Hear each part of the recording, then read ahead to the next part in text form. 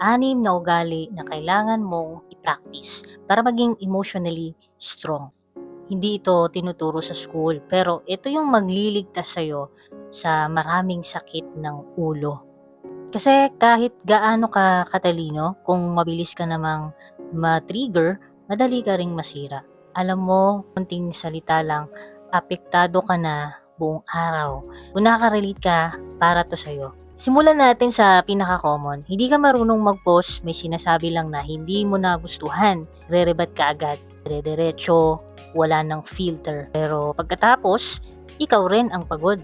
In short, matutong mag-pause bago mag-react. Pangalawa, eto yung madalas na hindi napapansin. Ginagawa mo personal ang lahat, feeling mo, lahat pinaparinggan ka, lahat may issue sa'yo. Pero totoo, hindi naman umiikot sa'yo ang mundo. In short, huwag gawing personal ang lahat. Pangatlo, mas malalim to.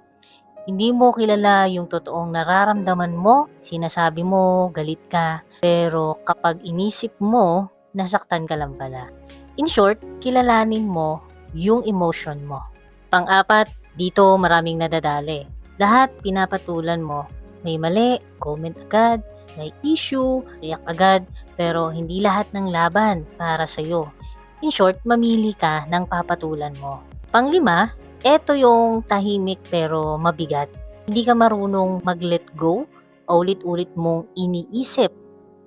Kahit wala ka ng control at habang hawak mo yan, ikaw ang nahihirapan. In short, matutong mag-let go.